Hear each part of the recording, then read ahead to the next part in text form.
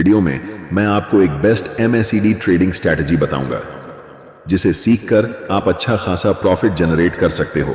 MACD traders द्वारा use किए जाने वाले एक बहुत ही फेमस इंडिकेटर है, पर बहुत से लोग एक मिस्टेक करते हैं, वो है MACD को सिंगल अलोन यूज करना, क्योंकि MACD रेंजिंग मार्केट में हमें कंटिन्यूअसली फेक सिग्नल देता रखता है, जिसके वजह से हमें भारी नुकसान का सामना करना पड़ता है। तो वीडियो शुरू करने के पहले मैं थोड़ा MACD बुलिश क्रॉसओवर और बेरिश क्रॉसओवर को डिस्क्राइब कर देता हूं। MACD का मतलब मूविंग एवरेज कन्वर्जेंस डाइवर्जेंस होता है।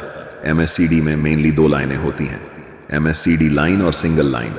ये दो लाइनें हमें क्रॉसओवर के थ्रू बाय और सेल के सिग्नल देते हैं। तो जब जीरो लाइन के नीचे MACD लाइन सिग्नल लाइन को नीचे से ऊपर की तरफ क्रॉस करता है, तो ये एक बुलिश क्रॉसओवर होता है, मतलब ये एक बाई का सिग्नल है। और जब भी जीरो लाइन के ऊपर MACD लाइन सिग्नल लाइन को ऊपर से नीचे की तरफ क्रॉस करता है, तो ये एक बेरिश सिग्नल होता है, डेट मतलब सेल सिग्नल होता है। यहां तक अगर आपको समझ आ गया तो हम आगे स्ट्रेटजी की ओर बढ़ते हैं। तो हमारी जो स्ट्रेटजी है उसके लिए हम MACD के साथ 200 एक्सपोनेंशियल मूविंग एवरेज को यूज करेंगे। तो ये स्ट्रेटजी बहुत सिंपल है। इस स्ट्रेटजी में हम 200 मूविंग एवरेज को as a support and resistance use करेंगे। तो जब 200 एक्सपोनेंशियल मूविंग एवरेज प्राइस के ऊपर होता है तो ये रेजिस्टेंस का काम करता है, और जब 200 एक्सपोनेंशियल मूविंग एवरेज प्राइस के नीचे होता है तो ये सपोर्ट का काम करता है।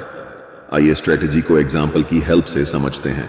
यहां आपको दिख रहा होगा मूविंग एवरेज प्राइस के ऊपर है, मतलब मूविंग एवरेज अभी रेजिस्टेंस का काम करेगा। नेक्स्ट आपको दिख रहा होगा इस पॉइंट पर स्टॉक का प्राइस मूविंग एवरेज के पास आ गया है। यहां से पॉसिबिलिटी है स्टॉक का प्राइस यहां से नीचे चला जाए, तो कॉन्फर्मेशन के लिए आपको वेट करना है MACD के बेरिश क्रॉसओवर का। अगर MACD में जीरो लाइन के प्राइस के ऊपर बेरिश क्रॉसओवर होता है और स्टिल स्टॉक का प्राइस मूविंग एवरेज के नीचे है, तो आप यहां सेल कर सकते हो। एक और एग्जाम्पल देखते हैं। यहां आपको दिख रहा होगा मूविंग एवरेज प्राइस यहां कैंडल के नीचे है, इसका मतलब मूविंग एवरेज यहां सपोर्ट का काम करेगा। नेक्स्ट आपको दिख रहा होगा इस पॉइंट पर स्टॉक का प्राइस मूविंग एवरेज के पास आ गया है।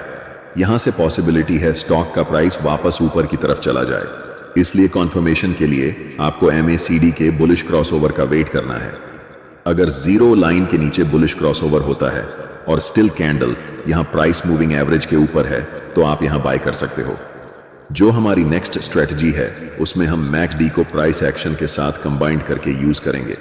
वीडियो को कंटिन्यू करते हैं। यहां आपको एक डाउन ट्रेंड दिख रहा होगा। स्टॉक अपना लोअर लो और लोअर हाई बनाते हुए नीचे की तरफ जा रहा है। क्योंकि ये एक डाउन ट्रेंड है, इसलिए हम ट्रेंड लाइन प्राइस के ऊपर ड्रॉ करेंगे।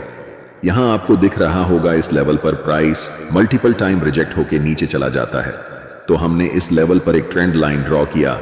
नेक्स्ट आपको दिख रहा होगा इस पॉइंट पर MACD में एक बुलिश क्रॉसओवर होता है, पर इमीडिएटली आपको कोई ट्रेड नहीं लेना है।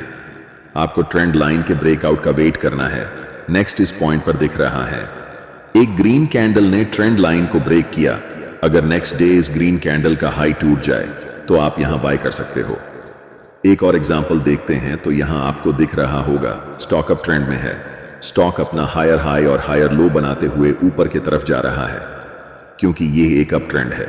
हम ट्रेंड लाइन प्राइस के नीचे ड्रॉ करेंगे। नेक्स्ट आपको दिख रहा होगा इस पॉइंट पर MACD में एक बेरिश क्रॉसओवर होता है, पर हमें इमीडिएटली ट्रेड नहीं लेना है।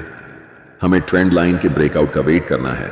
नेक्स्ट आपको इस पॉइंट पर दिख रहा होगा इस रेड कैंडल ने ट्रेंड लाइन को ब्रेक किया है। अगर नेक्स्ट डे कोई कैंडल इस कैंडल का लो तोड़ दे तो आप यहां सेल कर सकते हैं।